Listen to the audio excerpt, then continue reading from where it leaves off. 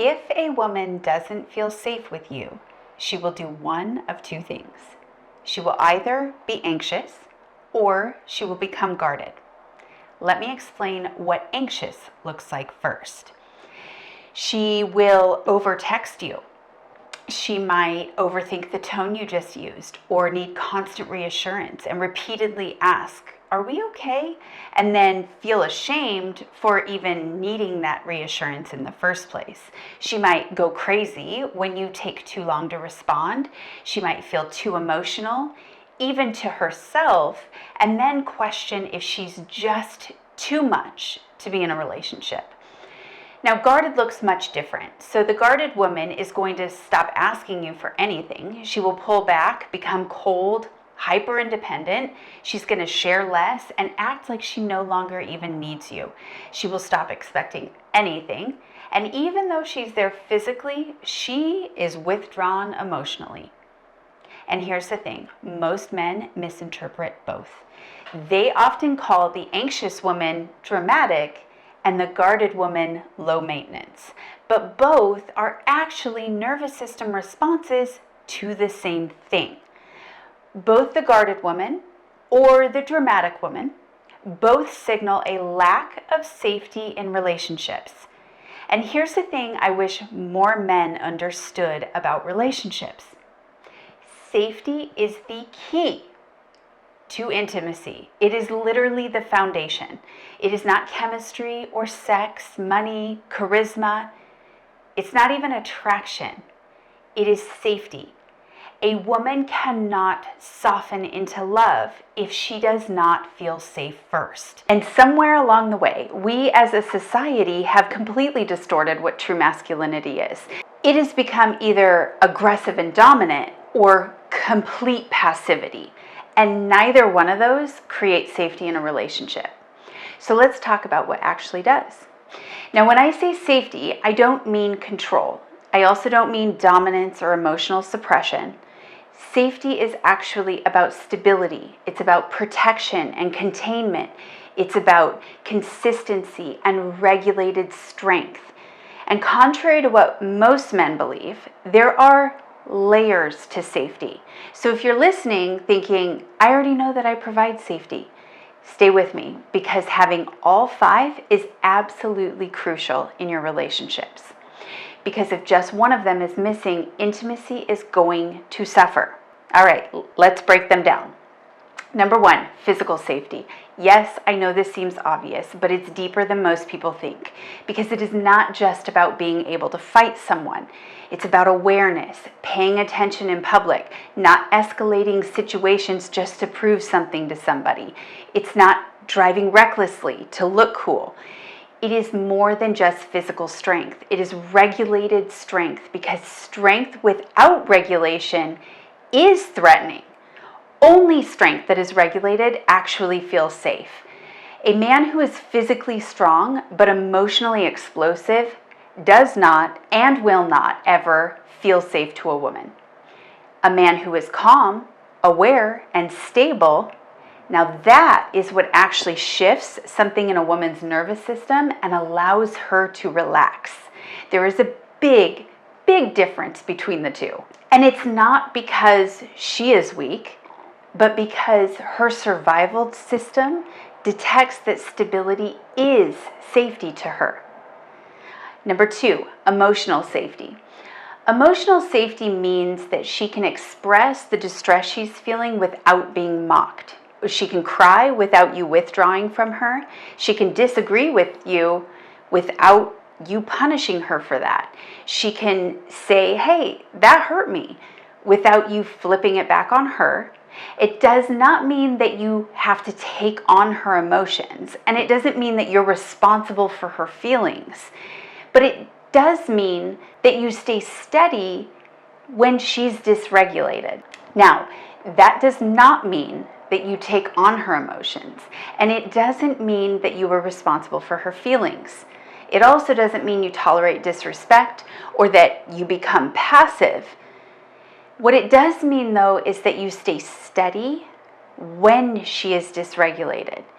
If she has anxious attachment, she may explode when she feels distance from you. If she has avoidant attachment, she may shut down when she feels your instability. Both of those are adaptations to an unsafe environment. And the key here is that attachment wounds don't heal by just talking about them. They heal through repeated experiences of safety. So you staying grounded during her emotion is a corrective experience for her. If you become reactive, defensive, sarcastic, or dismissive, that will reaffirm to her nervous system that she is not safe with you. So I guarantee that she will either escalate or she's going to shut down.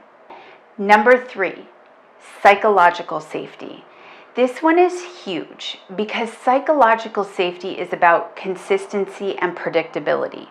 So basically what that means is that your words match your behavior.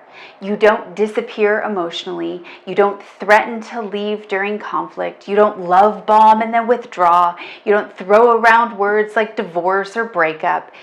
And I cannot emphasize this enough. Inconsistency is one of the most destabilizing experiences for a woman in a relationship. It creates hypervigilance where she actually has to start scanning for more inconsistencies, analyzing for shifts in tone, overthinking your silence, walking on eggshells to see what kind of mood you're in today. If she feels like she has to read you in order to survive, she is not safe. Clarity, consistency, and predictability create an environment of peace. Ambiguity, on the other hand, creates anxiety. Number 4, relational safety. This one is about commitment and loyalty. So this is like not flirting with other women just to prove your own desirability, or not keeping your options open just in case things don't work out, not creating jealousy in order to gain some kind of distorted leverage. Relational safety is like saying, I'm here, I choose you, and I act like it. When a woman finally feels relationally secure, she stops competing, and that is safe. Number 5, leadership safety. This is where masculinity comes in, because leadership does not mean control. It means that you offer direction, initiative, decisiveness. These are all leadership qualities that make you safe enough for us women to put our trust in you. Healthy women do not want to ever mother their partner. They want to feel like they can relax because they know he can handle it.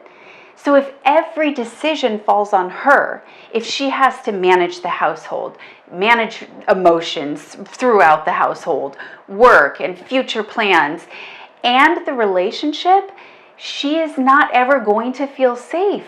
She will actually feel incredibly alone.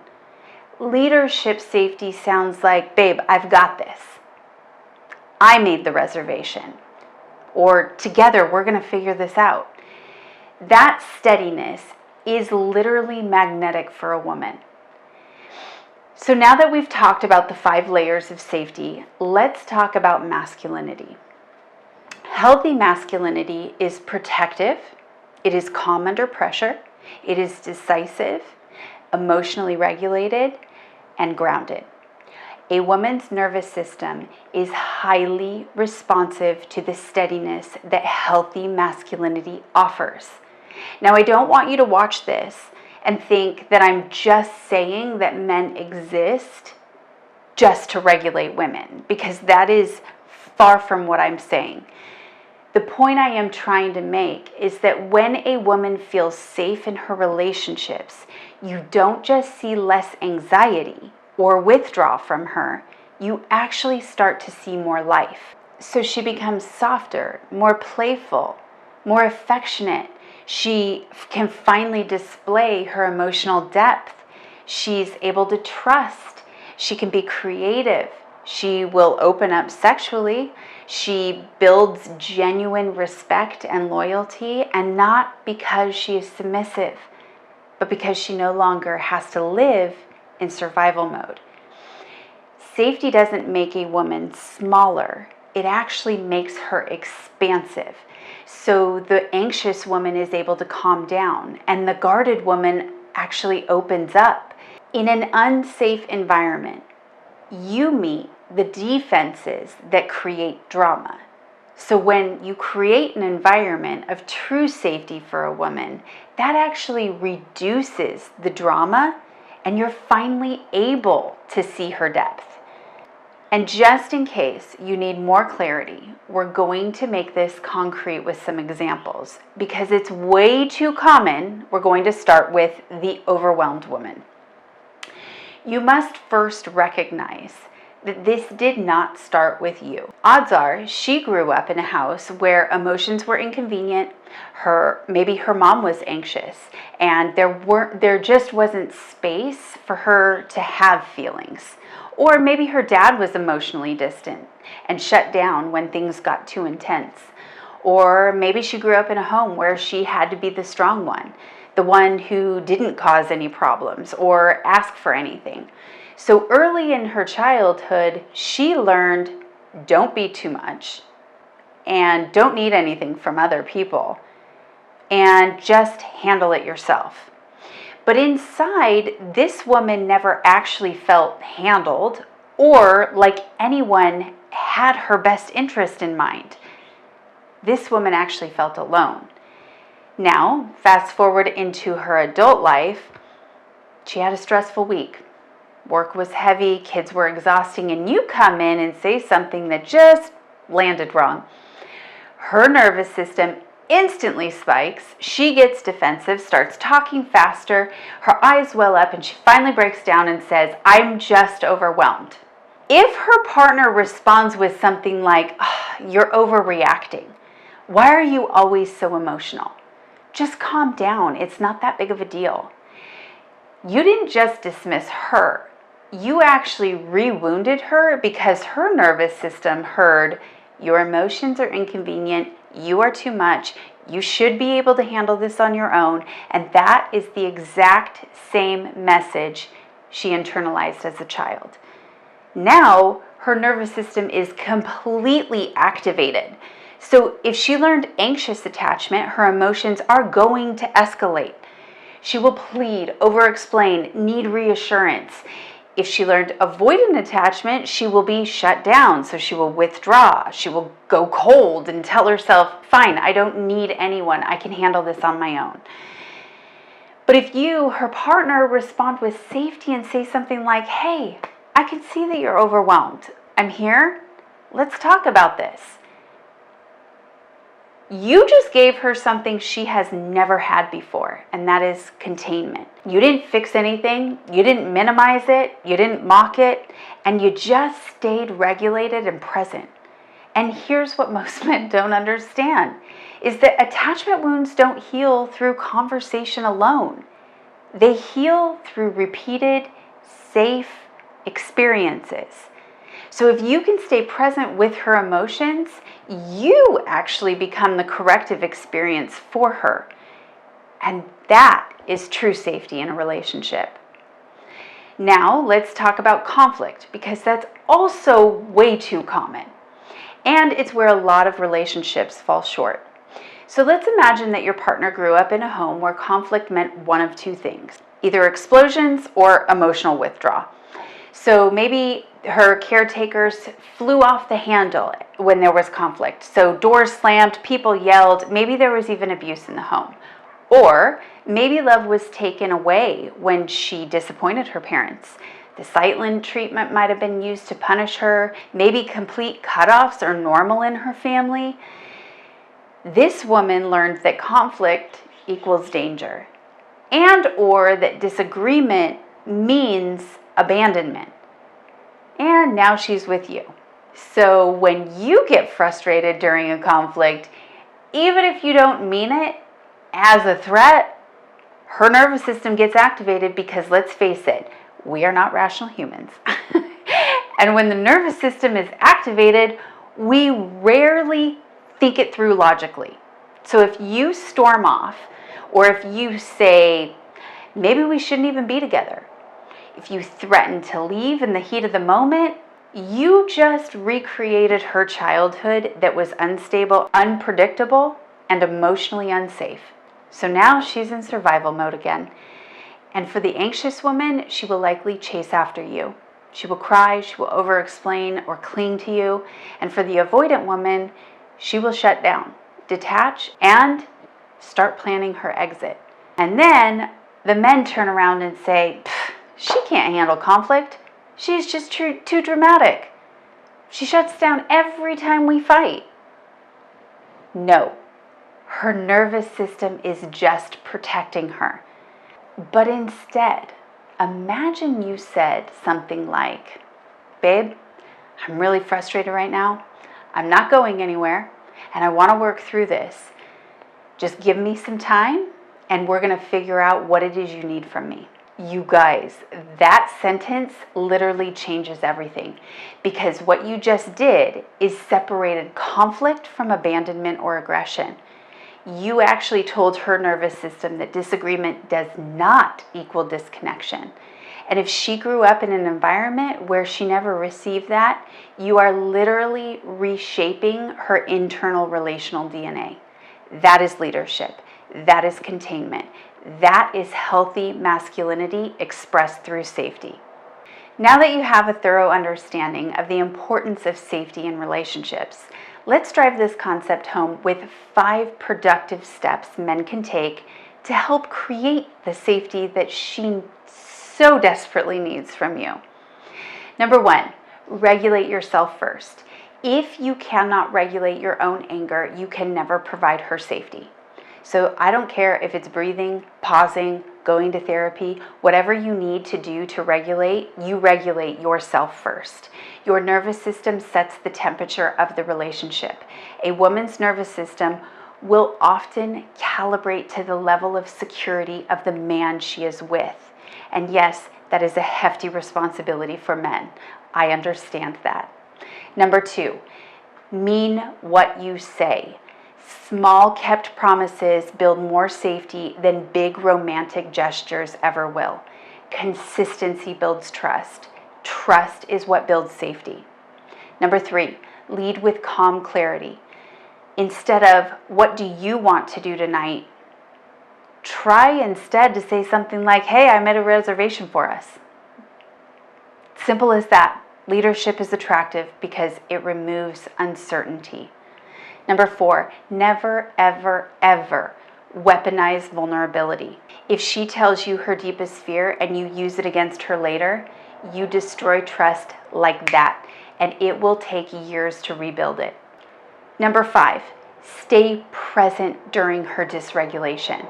This might be the most important one. Do not withdraw when she's emotional. Don't mock her tears. Don't become sarcastic. Just stay present. You do not have to fix her. That is not your job, and she doesn't need your solutions. You just have to be steady, grounded, and along for the ride. Containment is not suppression. Containment is, babe, I can hold this and stay steady without shutting down or becoming reactive or pulling away or losing my own center. That is love. If she doesn't feel safe, nothing else matters. Not your income, physique, not your charm.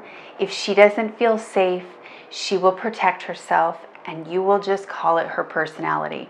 When she does feel safe, though, she will open up, and you will call it chemistry. But the truth is, the only difference between those 2 versions of her is the environment you create. Safety is the soil in which intimacy grows.